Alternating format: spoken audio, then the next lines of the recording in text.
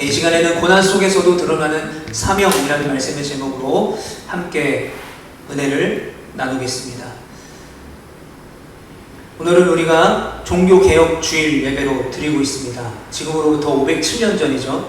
1517년 10월 31일 마틴 루터는 비텐베르크 성당 정문에 라틴어로 된 95개조 반박문 혹은 의견서라고 불리는 그 반박문을 붙이면서 종교개혁이 독일에서 시작이 되었습니다.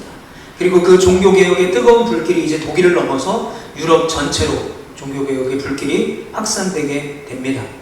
왜 종교개혁이 일어났는가? 왜 마틴 루터가 95개조 반박문을 거기에 붙였는가?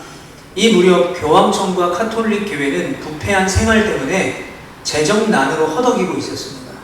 이미 자기네들이 먹고 마시는 것을 즐겨했기 때문에 재정이 없었어요. 그런데 교황 레오 10세가 지금 로마에 가면 세계에서 가장 큰 대성당이 있는데 바로 성 베드로 성당입니다.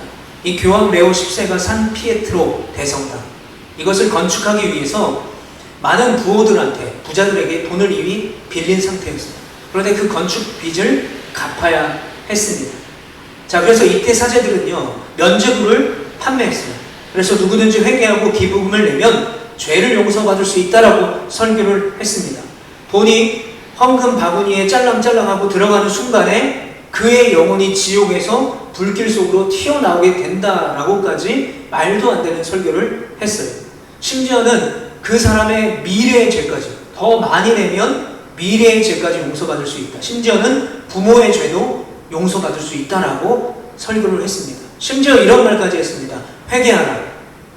그러나 그게 싫으면 헌금하라. 뭔 말이에요? 회개 안 해도 되니까 헌금만 하라는 소리였습니다. 자, 이렇게 부패하고 썩은 카톨릭에 대항하여서 프로테스탄트라는 항의자라는 뜻을 가지고 있는 개신교, 현재의 기독교가 이 마틴 루터의 종교개혁을 통해서 일어나게 됐습니다. 자, 그러나 507년이 지난 지금 이 많은 이 종교개혁가들의 희생과 헌신을 통해서 종교개혁이 시작됐고, 기독교가 많은 이 복음을 전하는 선교사들을 통해서 온 지역에, 세계에 복음이 전파됐습니다. 지금 우리도 그렇게 기독교를 믿고 예수 그리스도를 믿고 믿음으로 생활하고 있죠. 그런데 지금 우리들의 모습을 보면 어떻습니까? 마틴 루터가 95개조 반박문을 붙일 때보다 어쩌면 더 악한 시대를 살아가고 있고, 악하게 그리스도인이건 목사건 교회건 상관없이 하나님의 말씀에 반하여 살아가고 있는 우리들의 모습을 보게 됩니다.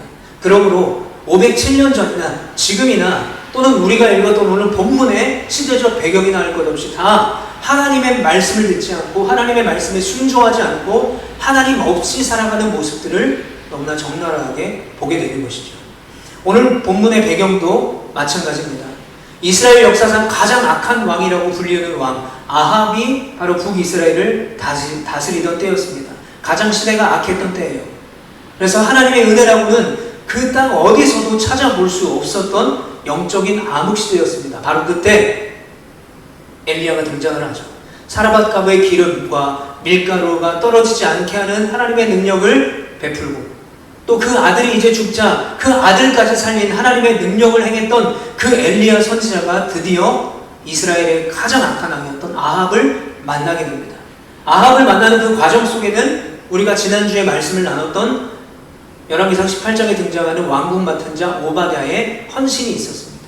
두려움 속에서 두려움을 이겨낸 순종이 있었기 때문에 드디어 가장 악한 왕 아합과 가장 많은 능력을 행했던, 놀라운 능력을 행했던 엘리야 선지자가 만나게 됩니다.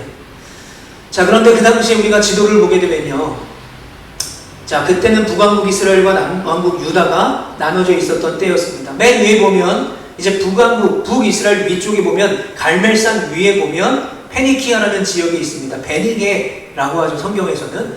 그 위쪽에 보면 시돈과 두로라는 땅이 있습니다. 우리가 잘 알다시피 북이스라엘의 아합 왕은 시돈의 공주였던 이세벨과 결혼을 했습니다. 그것은 바로 정치적인 연합을 한 거예요.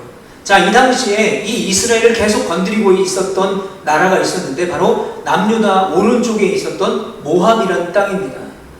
그런데 이 북이스라엘이 시돈과 손을 잡고 나니까 오른쪽의 지도에 보면 단에서 길르앗 라못을 거쳐서 예루살렘 쪽으로 쭉 이어지는 왕의 대로라고 불리는 그 땅이 있었습니다. 그 길이 있었어요.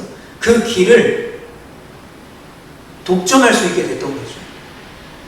그래서 유례적인 외교적 안정과 경제적인 풍요를 누리게 된 것입니다.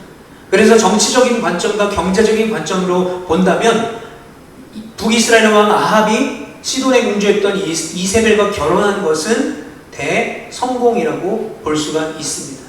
자, 그래서 아합을 비롯한 그 당시에 수많은 이스라엘 백성들이 자신들이 지금 누리고 있는 이 풍요와 안정은 바로 시돈 공주 이세벨과의 결혼의 결과라고 생각했어요.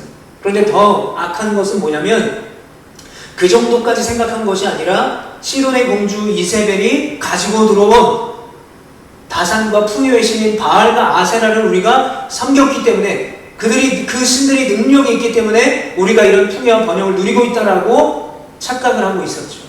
그러니까 그들은 하나님을 버리고 바알과 아세라를 섬기고 있었습니다. 바로 이렇게 북이스라엘과 시돈이 정치적으로 연합하면서 큰 힘을 얻고 풍요와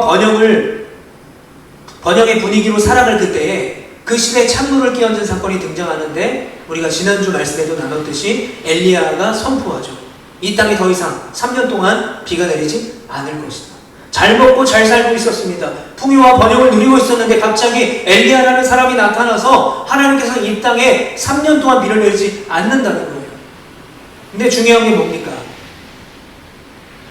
바로 이들은 바알과 아세라를 섬기고 있었어요. 바알과 아세라.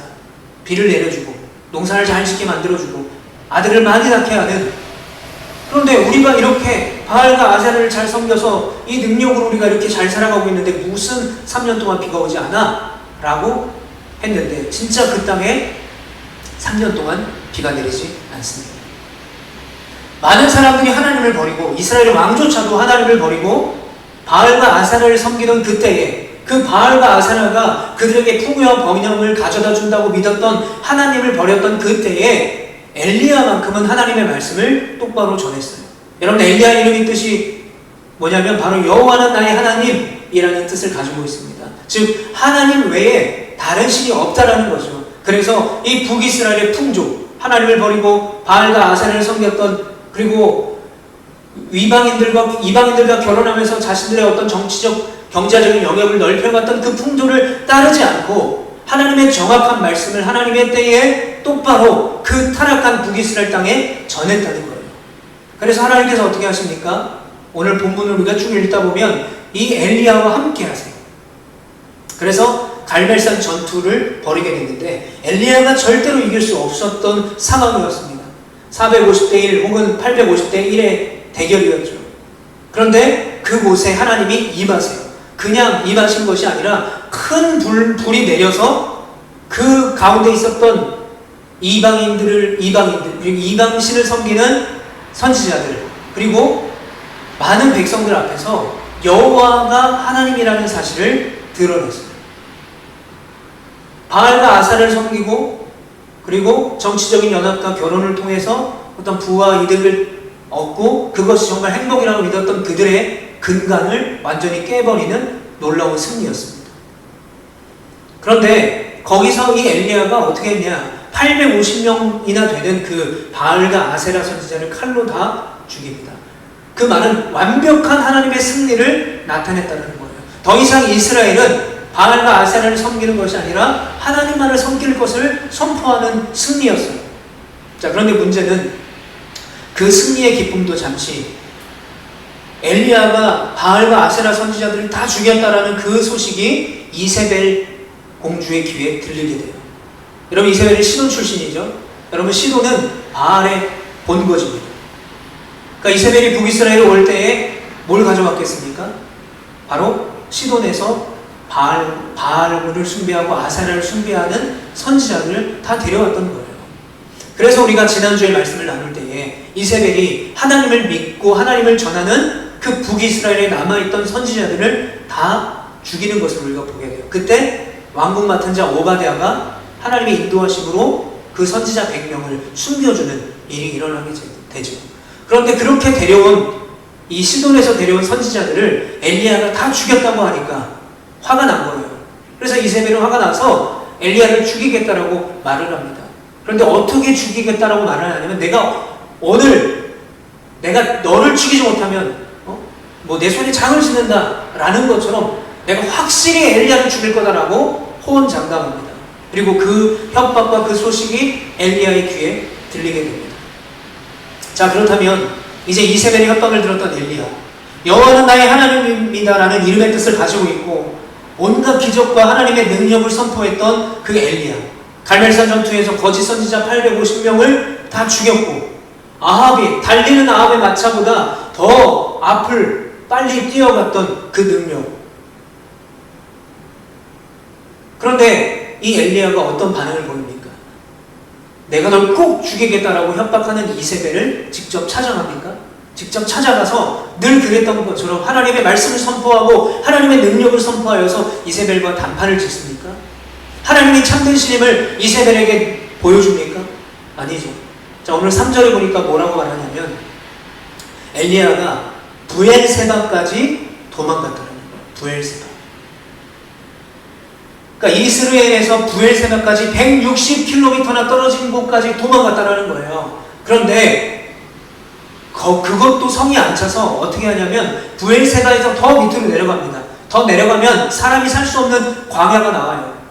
그곳에서 뭐라고 말합니까? 하나님, 저를 죽여주십시오. 그 부엘세바에서 광야로 하룻길을 가서 로덴나무 밑에서 더 이상 하나님, 나는 도망갈 힘도 없고 이세벨의 손에 죽느니 하나님 저를 죽여주십시오 라고 말합니다. 그렇게 기세가 등등하고 하나님의 능력을 행했던 엘리야가 가장 사람이 도망갈 수 있는, 최고로 도망갈 수 있는 데까지 멀리 도망갔던 거예요. 근데 그것도 성에 안 차서 더 도망가요. 아무도 찾을 수 없는 광야로. 얼마나 두려우면 그렇게 했겠습니까? 이세벨의 그 협박이 얼마나 무서웠으면 그 기세 등등하던 엘리야가 저렇게 도망갔겠냐라는 거예요. 그런데 우리가 3절 말씀에 보면 자기 사환을 부엘세바에 있게 했다라고 말합니다. 만약에 제가 엘리야라면 두렵고 무서워서 사환들을 다 데리고 도망갔을 거예요. 만약에 누가 나를 쫓아와서 나를 죽이려고 할 때 사환이, 젊은 사람들이라도 있으면 나를 보호해 줄 것 아니겠습니까? 그런데 3절에 보면 엘리야가 부엘세바 그 밑으로 광야까지 도망가는데 사환을 데리고 가지 않아요. 그 말은 뭐냐면 엘리야에게 사환이 더 이상 필요 없게 된 것입니다. 선지자로서의 사명까지도 다 포기해버린 거예요. 곧 있으면 이세벨의 손에 죽게 됐는데 사명이 무슨 의미인가? 또는 곧 이세벨이 군대를 데려와서 나를 칠 텐데 사환 몇 명 데리고 간다고 내가 안 죽을 것인가? 라고 생각했던 거죠. 그러니까 엘리야는 이세벨이 죽이겠다고 말하는 그 협박 가운데 두려움으로 자신의 부르심과 사명까지도 다 포기해버린 것입니다. 여러분, 그동안의 엘리야의 모습을 생각해보세요. 얼마나 멋지게 하나님의 능력을 행했습니까? 하나님의 말씀을 얼마나 멋있게 선포했습니까? 그런데 왜 엘리야는 이렇게까지 자신의 모든 것을 다 포기하고 낙심하고 좌절 가운데 있겠습니까?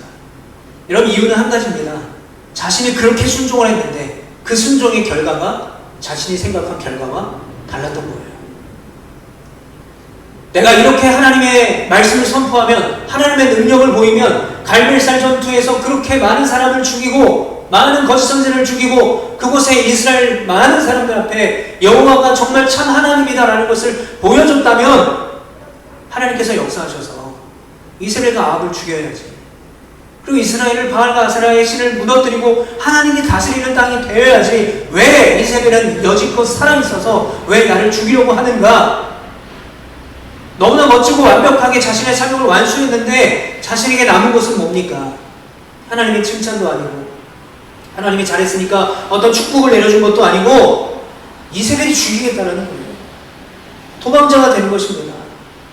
그러니까 내가 이렇게 열심히 순종했는데 이세벨에게 죽으니 그냥 하나님, 당신이 저를 죽여주십시오 라고 낙심하고 좌절하여 자신의 사명까지도 다 내려놓고 그 로뎀나무 밑에서 죽기를 바라고 있었습니다. 자, 그런데 그런 엘리야를 하나님이 어떻게 대응하시냐면, 우리 오늘 본문 5절과 6절 말씀을 우리 함께 읽겠습니다. 시작. 불된 나무 아래에 누워 자더니 천사가 그를 어루만지며 그에게 이르되 일어나서 먹으라 하는지라. 본즉 머리맡에 숯불에 구운 떡과 한 병 물이 있더라. 이에 먹고 마시고 다시 누웠더니. 하나님께서 하신 일은 특별한 게 아닙니다. 엘리야야, 더 기도해야 돼. 더 헌신해야 돼. 야, 낙심할수록 더 금식하고 더 노력해야 돼. 라고 하지 않으세요. 낙심하고 좌절하면서 두려움에 쌓여서 자신의 사명까지 다 포기한 그 엘리야에게 하나님께서 하신 일은 뭐냐면 먹게 하셨어요. 자게 하셨어요. 쉬게 했다는 거예요. 하나님의 충만한 은혜 가운데 쉬게 하셨던 거예요. 그럼 엘리야가 쉬면서 언제를 떠올렸을까요? 갈멜산에서 막 불을 내리고 막 칼로 850을 다 찔러 죽이고 아합의 마차보다 더 빨리 뛰어갔던 자신의 능력이 떠올랐을까요? 아니죠. 언제가 떠올랐을까요? 예전에 그리시네가에 있을 때 하나님의 말씀이 아직 나에게 때가 되지 않아서 내가 사명을 받았지만 사명자로 나서지 않았던, 기다렸던 그때, 하나님이 까마귀로 먹이셨던 그때를 기억했을 거예요. 아, 하나님이 그때에도 나와 함께 하셨지. 갈멜산 전투에도 나와 함께 하셨지. 그러니까 지금 이세벨이 나를 죽이려고 할 때도 하나님은 나와 함께 하실 거야 라는 기억을 되살려 주셨던 거예요. 그리고 8절에 이렇게 말합니다. 함께 읽습니다. 시작. 이에 일어나 먹고 마시고 그 음식물의 힘을 의지하여 40주 40야를 가서 하나님의 산 호렙에 이르니라. 아멘. 이제 하나님께서 주신 그 음식을 먹고 회복되었습니다. 여기서 보면 그 음식물의 힘을 의지하여 라고 말하고 있습니다. 여러분, 엘리야가 정말 먹은 것 때문에 회복됐겠습니까? 물론 먹은 것 때문에 신체의 일부는 회복이 됐겠지요. 그런데 그 음식을 먹이신 하나님의 능력과 은혜로 인하여 그가 회복됐던 거예요. 그래서 어떻게 합니까? 40일을 쉬지도 않고 멈추지도 않고 달려가요. 어디로 갑니까? 바로 호렙산으로 갑니다. 모세가 하나님을 만나서 소명을 받았던 그 호렙산으로 갑니다. 자, 오늘 본문은 아니지만 11절 말씀 함께 같이 읽겠습니다. 시작. 여호와께서 이르시되 너는 나가서 여호와 앞에서 산에 서라 하시더니 아멘. 마치 모세가 떨기나무, 불타는 떨기나무 앞에서 하나님께서 이 땅은 거룩하니 내 발의 신을 벗으라 라고 말씀하셨던 것처럼 이제 40일을 쉬지 않고 하나님의 능력으로 인하여 호렙산으로 갔는데 그때의 엘리야에게 하나님께서는 뭐라고 말씀하십니까? 여호와 앞에 서라 라고 말해요. 여호와 앞에 서라. 여러분, 여호와 앞에 서라라는 말은 굉장히 중요한 말씀입니다. 이것을 원어로 보게 되면 구약의 몇몇 부분에 반복을 하고 있습니다. 동일한 말씀이. 어떨 때 쓰이냐면 선지자들을 임명할 때, 그리고 한 이스라엘의 어떤 리더들을, 하나님의 사람을 세울 때에 하시는 말씀이 여호와 앞에 서라라는 거예요. 여호와 앞에 서라. 그런데 여러분, 엘리야는 이미 전에 하나님의 사명, 부르심을 받았어요. 그래서 자신의 사명을 다 하고 있었던 와중에 이 이세벨이 죽인다고 해서 지금 실망하고 좌절한 상태였어요. 그런데 하나님이 먹이셔서 다시 40일을 걸어와서 호렙산에 있는 거예요. 그러면 왜 하나님께서는 엘리야에게, 이미 부르심을 받았고 이미 사명을 다하고 있었던 엘리야에게 왜 여호와 앞에 서라 라고 부르고 계실까요? 그것은 뭐냐면 지치고 낙심하고 좌절한 모든 것들을 다 포기한 엘리야를 하나님께서 일으켜 세워주신다는 거예요. 설화라는 것은 여호와 하나님의 능력으로 일어나는 거예요. 그리고 두려움 가운데 낙심하고 좌절하여서 살아있기조차도 거부했던 그 엘리야, 자신의 사명까지도 다 포기한 엘리야를 하나님은 포기하지 않으신 거예요. 다시 그를 일으켜 세워서 사명의 자리로 부르고 계신 것입니다.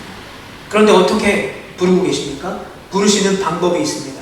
12절 말씀을 보면 이렇게 말씀하고 있습니다. 또 지진 후에 불이 있으나 불 가운데도 여호와께서 계시지 아니하더니 불 후에 세미한 소리가 있는지라. 아멘. 세미한 소리가 있는지라. 이제 11절의 말씀을 보면 여호와께서 지나가시는데 여호와 앞에 크고 강한 바람이 산을 가르고 바위를 부수나 바람 가운데에 여호와께서 계시지 아니하며 바람 후에 지진이 있으나 지진 가운데도 여호와께서 계시지 아니하며. 12절 지진 후에 불이 있으나 불 가운데도 여호와께서 계시지 아니하더니 라고 말하고 있어요. 하나님께서 분명히 호렙산에 섰던 엘리야에게 여호와 앞에 서라라고 말씀하셨는데 하나님의 음성이 들리지 않는 거예요. 우리가 구약을 보면 하나님이 한 사람에게 임할 때 또는 어떤 민족에게 이스라엘 백성들에게 임할 때에 방법들이 있습니다. 크고 강한 바람, 지진, 불 이런 방법으로 임하세요. 그런데 크고 강한 바람에도 없어요. 안 계세요. 지진 가운데도 안 계세요. 불 가운데도 안 계세요. 여호와 앞에 서라라고 말씀하신 그 하나님을 엘리야가 찾을 수가 없는 거예요.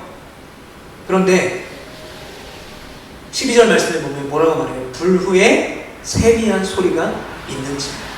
하나님께서는 지금 다시 한번 호렙산에서 그 엘리야에게 사명을 허락하시고 그를 부르실 때에 그동안에 임재했던 하나님의 방법이 아니라, 크고 강한 바람이 아니라, 큰 지진이 아니라, 큰 불이 아니라 어떻게 임하십니까? 세미한 음성으로 엘리야를 만나주세요.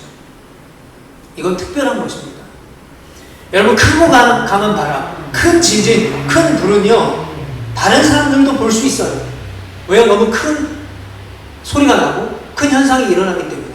근데 세미한 음성은, 아주 작은 음성은 누구만 들을 수 있어요? 지금 이 자리에 서 있는 엘리야만 들을 수 있는 것입니다. 왜 이렇게 말씀하실까요? 큰 지진에도 없고, 크고 강한 바람에도 없고, 큰 불에도 없고, 왜 세미한 소리를 들려주십니까? 다른 소리 듣지 말라는 것입니다. 이세벨의 소리, 자신을 둘러싼 상황과 환경의 그런 분위기를 보고 듣지 말라는 거예요. 마치 요즘에 에어팟에 이 노이즈 캔슬링 기능이 있는 것처럼 주위의 소리를 다 차단하는 거예요. 세상의 소리를 듣지 말라는 것입니다. 그것 때문에 좌절하고 낙심하지 말라는 거예요. 그리고 그 엘리야를 하나님께서 세미한 음성으로 다시 한번 사명제로 세우세요. 그런데 엘리야의 반응이 어떻습니까? 14절 말씀에 보면 이렇게 말해요. 하나님, 저만 남았습니다. 시퍼렇게 살아있는 저 이세벨에게 쫓겨서 이제 목숨만 부지할 수밖에 없는 이런 연약한 저밖에 남지 않았습니다. 아직까지 이스라엘은 변화되지 않았습니다. 제가 그렇게 하나님의 능력을 선포했는데 여지껏 아합과 이세벨은 변하지 않았습니다. 그 이세벨은 나를 죽이려고 합니다. 이제 나는 죽을 수밖에 없는 목숨인데 제가 뭘 하겠습니까, 하나님? 이게 무슨 말입니까? 이제 여호와 하나님이 참된 하나님을 증명할 수 있는 것은 나밖에 없는데 내 상황은 너무나 초라하고 남은 것은 고통과 시련과 좌절뿐이라는 거예요. 그래서 하나님이 나를 지금 다시 세워주셔도 나는 할 수 없어요. 하나님, 저밖에 없습니다. 제가 뭘 할 수 있겠습니까? 라고 고통 가운데 하나님 앞에 말하고 있는 것입니다. 18절 보면, 그러나 내가 이스라엘 가운데 바알에게 무릎을 꿇지 않는, 입맞추지 않는 자 7,000명이 남아있다. 아멘. 여러분, 제가 앞서서 이런저런 얘기 다 했습니다. 목사가 교회 얼굴에 침 뱉는 말을 하네라고 생각할 수 있어요. 그래서 왜 제가 이렇게 얘기할까요? 그럼에도 불구하고 여전히 교회가 이 땅에 소망이기 때문에 그래요. 여전히 교회가 이 땅에 소망이 돼야 되기 때문에 그래요. 모든 목회자들이 다 그렇게 타락한 게 아니기 때문에 그래요.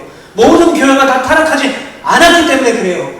여전히 말씀이 살아있는 교회, 여전히 복음의 본질 따라 살아가는 목사님들이 훨씬 더 많다는 거예요. 그런데 세상은 그걸 모르죠. 보이는 단면만 보고 우리를 평가해요. 그러니까 우리는 낙심할 때가 있어요. 하나님, 세상은 변하지 않아요. 세상 사람은 여전히 우리를 손가락질해요. 하나님, 제가 여기에 개척을 했는데 제가 복음의 본질을 지키려고 하는데 여전히 성도는 오지 않아요. 낙심하죠. 좌절하죠. 교회가 소망이 돼야 되는데 그렇지 못하는 현실 때문에 마음이 너무 아프죠. 그런데 그런 고통 가운데 있는 엘리야를 다시 부르시고 세우실 때 하나님께서 이렇게 말씀하시는 거예요. 그러나 뭐예요? 네 생각이 틀렸다라는 거예요. 나 혼자만 남아있습니다. 이제 내가 뭘 하겠습니까? 가 아니라 내가 너를 위해 이스라엘 가운데 바알에게 무릎 꿇지 않고 입맞추지 않는 자 7,000명을 남겨놨다는 거예요. 보이지는 않지만. 여러분, 우리가 지난주 말씀에서, 지지난주가 말씀에서 보이지 않는 소망을 따라가려면 뭐 해야 된다고 말했어요? 바울이 인내해야 된다고 말했어요. 우리 인내해야 됩니다. 엘리야에게 이렇게 말하는 거예요. 너 혼자가 아니야. 7,000명의 동역자가 있어. 그러니까 걱정하지 말아라.